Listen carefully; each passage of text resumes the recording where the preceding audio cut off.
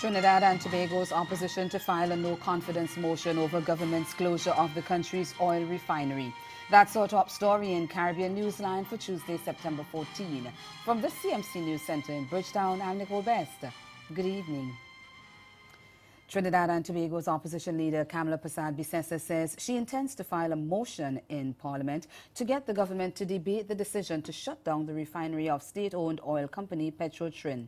In a media brief on Tuesday, Persad-Bissessar, who led a coalition People's Partnership government during the 2010-2015 period, said that her administration would never have shut down the facility. And she said the Dr. Keith Rowley-led administration will face a no-confidence motion over its decision, which will cost more than 1,700 people their jobs. Persad-Bissessar said she is prepared to refile the motion if no date is set during the current sitting of the Parliament for hearing of the motion. We intend to file a motion of no confidence in the Parliament at the next opportunity that we go. And let us see if this government will be brave enough, when we file that motion, let us see if they'll be brave enough to set a date for the hearing of that motion, or they will dissolve the Parliament for it to lapse. But you could run, you cannot hide. We will refile it in the new session. Persad-Bissessar said her opposition, United National Congress, the UNC, believes the action by the government threatens to throw the countries into social, economic and general destabilization. We note now without doubt that this action by the government threatens to throw our nation, battered by his punitive, destructive, clueless, incompetent, spiteful regime. I cannot find enough adjectives to describe this wicked, incompetent government. And what they're doing will throw our country into the throes of social, economic, and general destabilization. Mr. Rowley is dealing with his company as a company crisis, but Petrotrin is a metaphor for 3 years of non-performance and crisis management without thought, without a care for workers and the future of our country. Persad-Bissessar told reporters that the government had been very secretive regarding Petrotrin, and the motion is intended to force the government to come out of the secrecy and be transparent. She's also calling for early general elections. I ask again, why the secrecy? Why the darkness? What is it really going to cost? Who seeks to benefit? Why can the government not come clean on what they're doing with the patrimony of our citizens? I say again, Prime Minister Rowley, we have no confidence in you, and we demand that you call elections now. The Guyana government says meeting the salary increase demands of the country's teachers would cost it billions of dollars. The David Granger administration says it would take $4 billion to give the striking teachers a 40% pay hike and incremental 5% salary increases as their union is demanding. Education Minister Nicolette Henry and Chief Education Officer Marcel Hudson, speaking at a news conference on Monday night, said while no new figure had been given to the Guyana Teachers Union, talks were ongoing with the Ministry of Finance on the issue. Henry says the Ministry of Education is still in favor of conciliatory talks to end the strike that affected the official start of the new school term on Monday. Conciliation would see both the Ministry of Education and the Guyana Teachers Union and a third party who would perform the function more or less of mediator, and that is the Ministry of Social Protection. So we're waiting on social protection to call both parties.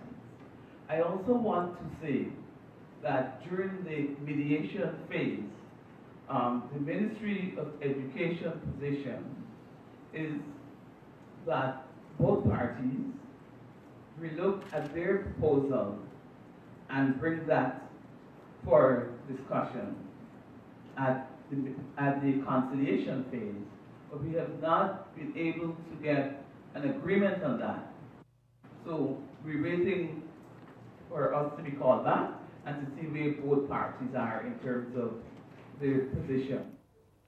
Based on statistics provided by the Ministry of Education, the strike did not significantly impact the opening of schools across the country. The government claimed that the majority of teachers did not heed the union's call to stay away from classes. The Ministry of Education said its teacher complement is 10,615 and only 1,065 of those took part in the strike action. Meanwhile, over in Jamaica, more trouble is brewing between the Police Federation and the Finance Ministry regarding wage negotiations. The Federation, which represents rank-and-file members of the Jamaica Constabulary Force, is demanding the resumption of negotiations this week. Corporal Arlene McBean, chairman of the Federation, said Monday that the Federation is upset about the latest response from the ministry on the issue. Indicated vaguely that they are in receipt of our request to continue the negotiation process. However, they are unable to accede to our request, and no date was provided, and I see this as a total mockery of the principles of good faith. The rank and file members are very restive. We cannot continue like this level of lackadaisical attitude to the negotiation process. It's unacceptable. The Police Federation and the Finance Ministry are in negotiations for the 2017 to 2019 contract period. Antigua and Barbuda's Prime Minister has called for greater focus on advancing the economic aspect of the CARICOM single market and economy this year's SME. He made the call on Tuesday in Barbados as he addressed the opening of the 6th special meeting of the Council of Ministers of Finance and Planning, which he is chairing. Brown said the consequences would be significant if CARICOM countries did not achieve a full functioning single market and economy. Our very survival depends on the continuing journey towards a single market and economy, or run the risk of being marginalized from the global trade, economic, and financial systems. While we have made progress with respect to the single market, we need greater focus on advancing the single economy, particularly in those areas which would help to support a competitive single market. Financial development is a critical factor in achieving sustainable economic development. The COFAP meeting is one of 2 closed-doors CARICOM meetings to be held in Barbados this week. On Wednesday, host Prime Minister Mia Mottley will address the opening of the 9th Prime Ministerial Subcommittee on the CSME. Authorities in Guyana are attempting to beef up financial security measures in order to become more compliant with the rules and regulations of the Financial Action Task Force, the FATF. According to reports, some online and banking transactions are now requiring more background information about customers. Legal Affairs Minister Basil Williams says this is to avoid the country being put back on the FATF blacklist. We get more in this report from Handel Duncan of HGP TV. Doing certain wire transfers or conducting financial transactions within recent times has seen an increase in paperwork and questions being asked. While for some people this might be seen as unnecessary red tape, it is necessary. In an invited comment, Minister of Legal Affairs Basil Williams explained that firstly, Guyana was blacklisted. And you knew that it was a terrible period. To open a bank account, you had hours. Senior people were in the bank for hours.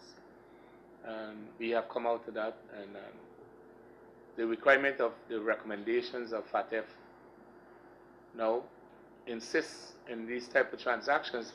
The overarching purpose of FATF and CFATF is to protect the global economy from money laundering and terrorist financing. To clean economies of narco, dirty money, and free up economies so that, you could have economies operating in the normal way and not challenged by the underground economy. If the minister is correct, it is very unlikely that there is going to be a reversal to the days prior to Guyana being blacklisted. Of course, you know that if you don't put a tight lid on the movement of money, terrorists will be able to easily move money around and commit the terrorist acts. You would recognize that they have been severely impaired. And so what is happening now, you have an individual use a truck or do something, but I would say that the regime is biting, so remittances are no longer exploited by money launderers and cannot easily be exploited. Money transfers was considered one of the highest areas of risk, according to Minister Williams. As a result, enhanced due diligence is required in relation to money transfers. So if you have a foreign company sending in money, and so that company has to be scrutinized and due diligence examined by the company in Ghana that is doing business with. He said, too, that Ghana also lost corresponding banking through de-risking. And still to come in Caribbean Newsline, a British police officer to be extradited to Antigua and Barbuda to face a rape charge. Stay with us. There's more news after the break.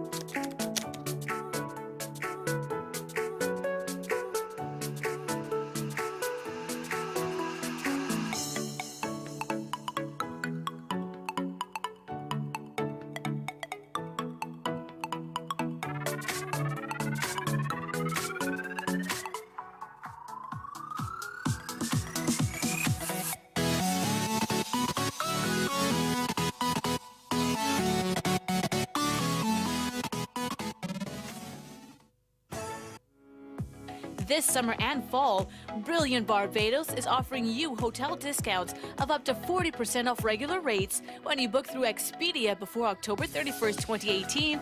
Discover our Dine Around program specials at participating restaurants across the island, starting from US $50 per person on 3-course meals. For further information and full details to book your Barbados holiday, visit brilliantbarbados.com. It's my first year, the first of the 3 that they've been doing. It will not be my last, but it's beautiful to celebrate everything that we contribute to the society that we live in, as well as music. Music is such a universal language. It bridges gaps. It soothes souls. It's just so many different things all wrapped into one.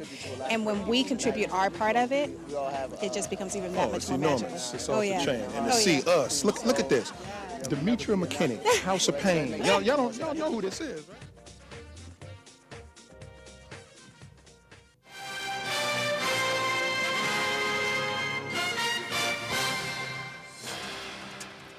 A British police officer has been ordered extradited to Antigua and Barbuda to face the court for allegedly raping a student there 3 years ago.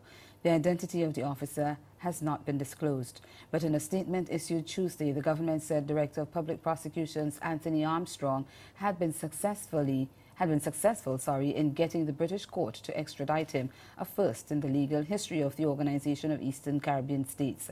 Armstrong had made the request through the UK's Crown Prosecution Service, which presented it before the Westminster Magistrates Court back in October 2017. It was not until July this year that the request was granted. The court's decision was then sent to the British Home Secretary for him to decide whether to issue an order for the return of the officer.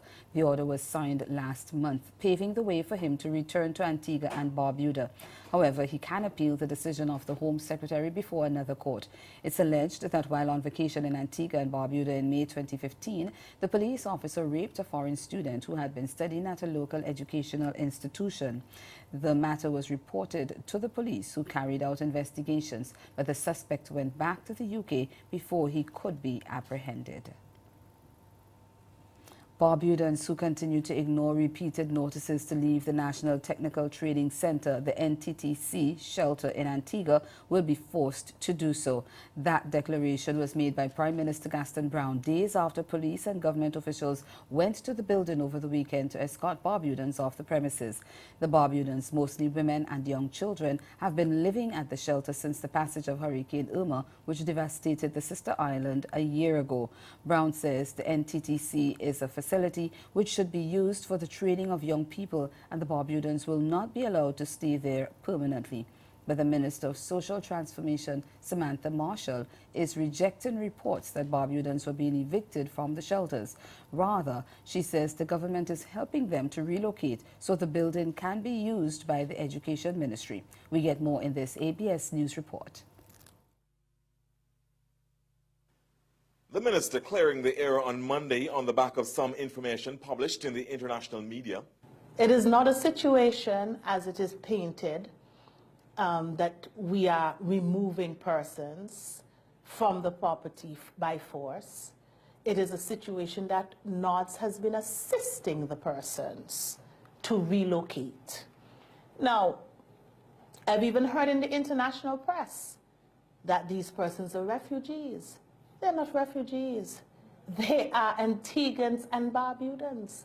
They are citizens of Antigua and Barbuda. We are one state. Minister Marshall has portfolio responsibility for the National Office of Disaster Services, NODS, which is assisting the Barbudans to relocate. The numbers at this location have come down from in the hundreds to just over a dozen in recent days. The minister stressed that far from evicting the remaining Barbudans at the NTTC, the National Office of Disaster Services, NODS, has been engaged in providing them assistance to relocate.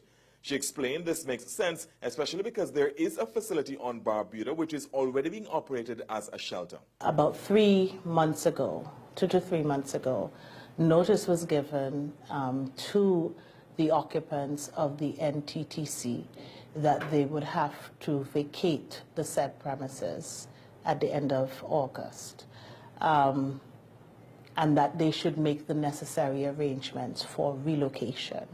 Now, it is not that we have closed all the shelters.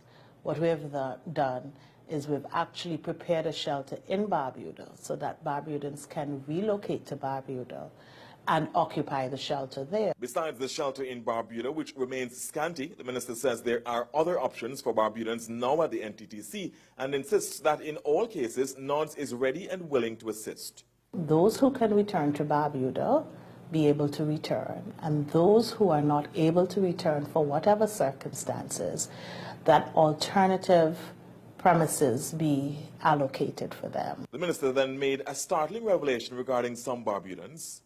Reports have come in that some of the occupants of NTTC actually have premises that they can return to, but for whatever reason are renting those premises to other persons to occupy. In Barbuda? In Barbuda. She further challenged the argument that the authorities are being callous, comparing the situation facing Puerto Ricans displaced by Hurricane Maria about a year ago.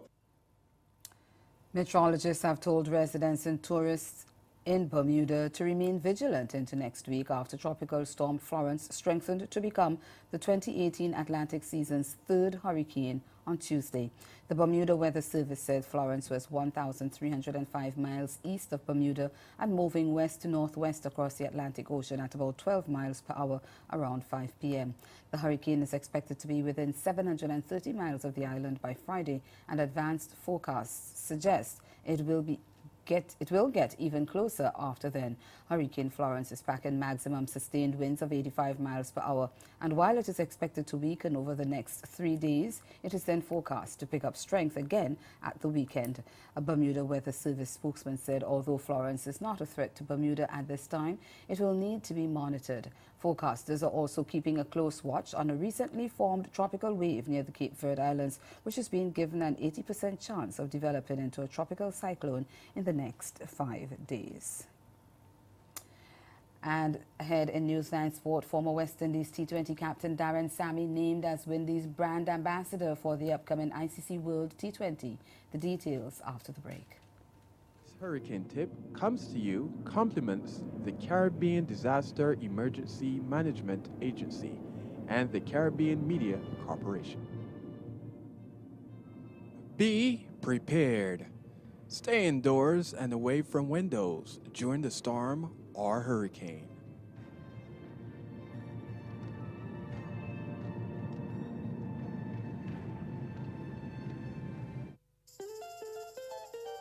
Dominica's World Creole Music Festival in 2018, October 26, 27, 28 at the Windsor Park Stadium in the capital city, Roseau. 3 nights, over 8 genres. 40 years of independence, one location, Dominica, the 20th edition of Dominica's World Creole Music Festival.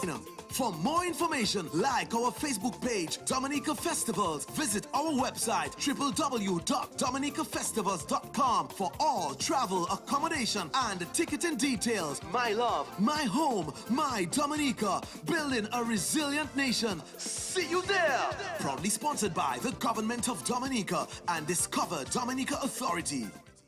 Well, I was kind of hoping to miss one of their normal sand dune days, but no luck. After being jolted awake by an ice-cold pool, we headed for some more torture at Sand Dune Park in Redondo Beach.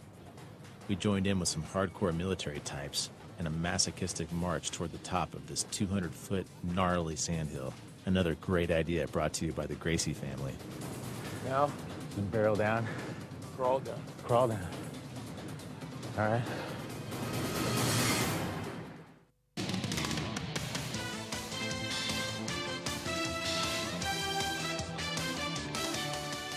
Former West Indies T20 captain Darren Sammy has been named Windies brand ambassador for the ICC World T20, which will take place in the Caribbean later this year. According to a release by Cricket West Indies, the St. Lucia star cricketer has confirmed his participation to promote the tournament. It says as part of his role as an ambassador, Sammy will be included in a variety of public activities, including community activities and photo ops at venues, and will make appearances with players. The former captain expressed his delight at being involved in the project, saying that he would be on the side of Captain Stephanie Taylor and the Windies women's team as they seek to defend their title. World Cup Tournament Director Jennifer Nero says she's elated that Sammy has decided to support the campaign and sees it as one that adds value and serves as a catalyst to mobilize fans to attend the matches in the three host nations. The Darren Sammy Stadium in St. Lucia, Providence Grounds in Guyana, and the Sir Viv Richards Stadium in Antigua are the locations set to host the event from November 9th to 24th. Trinidad and Tobago crushed Bermuda 3-0 in their final game of the Caribbean Zone of CONCACAF Women's Championship qualifying in Jamaica on Sunday to join the unbeaten host in the CONCACAF Women's Championship next month. Kenya Cordner netted twice in the second half in the 57th minute and then 3 minutes from time to cap off a dominant TT display which had seen them lead 1-0 through Kyla Taylor's 12th minute strike. TV6's Joel Villavana has all the action. The female Warriors needing at least a point to qualify for the CONCACAF final round going into this game against Bermuda. And the girls wasted no time. 12th minute, on fire, Kayla Taylor bossing two defenders and stroking home the opening goal, TNT leading 1-0. Into the second half, and Taylor again causing problems for the Bermudan defense. Ball falls to the feet of Kenya Cordner. Yaya with the crack. 2-0, Warriors in control, 57 minutes gone. Bermuda had a sniff at goal, the keeper doing her job. But TNT not done yet. 87th minute and Kenya Yaya Cordner showing her strength and skill, weaving her way into the box and slamming it far post. A double for Cordner, 3 points for TNT. They finished second behind Jamaica, Cuba third. Jamaica, TNT and Cuba moving into the final round of CONCACAF qualifiers in October. The victory was TNT's third win in 4 matches, with their only defeat coming in a 4-1 thrashing at the hands of the powerful Jamaicans. Meanwhile, Jamaica brought an emphatic end to a successful campaign when they slammed Cuba 6-1, with Khadija Saw scoring twice in the first half and Chenlu Asher netting once in each half. Maria Isabel Perez Torres added a consolation goal for Cuba in second half stoppage. Jamaica finished on a perfect 12 points and a whooping 23 goals while conceding just 2.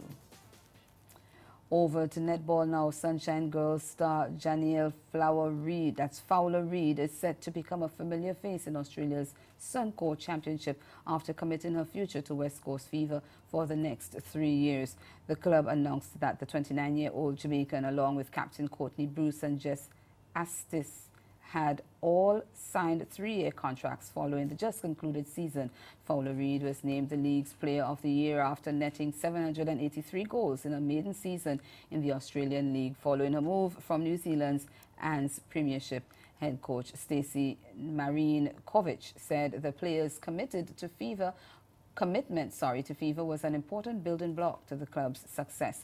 Fowler Reid exceeded expectations during the recent season, setting records of the most goals by an individual in a single game when she scored 66 against Adelaide Thunderbirds on 2 occasions. And finally, Trinidadian Stanley Chadir Jr. and Jamaican Chavion Chow both landed 2 winners of the 7-race card at the Assiniboia Downs as the 4-month season continued to wind down on Monday. Chadi scored with favourite Tough Emblem in race 1 before returning to win with 2-1 Bet Ibadan in race 5, while Chow paired with 3-1 Choice Shacket to win race 4 and then guided 3-1 Chance Shaded to victory in race 7. Shadi was first of the winner's circle when he combined with 5-year-old Chestnut Jelling Tough Emblem to crush the 3-year-olds and upward by 9.5 lengths over a mile. 5-4. Not giving up his stand-up guy in second with Pacific Channel, but Tough Emblem is going to hit the 16th pole with about a 6-length advantage. The favorite is not going to disappoint. Tough Emblem gets it done. Stand-up guy for second, third to Pacific Channel, and fourth to Ethan's Landing. And that's the sport. Stay with us. We'll be right back. Coming to New Jersey, the official national soccer team of Jamaica will face the national team of Ecuador. September 7th, 8 p.m. at the Red Bull Arena. Jamaica versus Ecuador with all their stars. Tickets on sale now at Ticketmaster.com or at the stadium and at a Delgado travel agency near you. Free admission for children under 10. Restrictions apply. Jamaica versus Ecuador. Brought to you by SPD Sports. Don't miss this exciting match. Born and raised in a tranquil little community called Bellevue in the parish of Portland, Jamaica. Yeah, that's what I say. Yeah, Eric Somers have a real name. ERICSOMERS. Journey been for me. Yo, it's a rough journey, you know, but that's why I always try to keep myself as hardcore as possible because I know me have the rough game to fight, so I have to stay strong enough to rough up the game. So give thanks to the Almighty who always give me enough strength.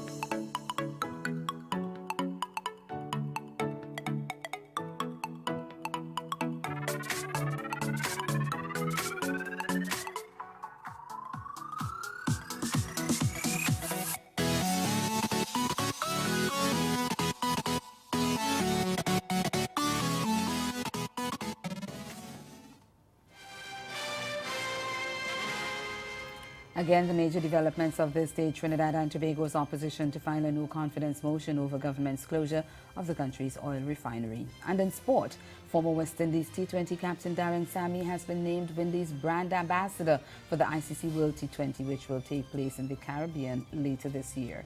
That's Caribbean Newsline. For news and sport around the clock, subscribe to CarnaNews.com. And for more of our programming, log on to CaribVision.tv and subscribe to CaribVision's YouTube channel. We'll be back here again tomorrow. But from all of us at CMC News, thank you for watching and do have yourselves a good night.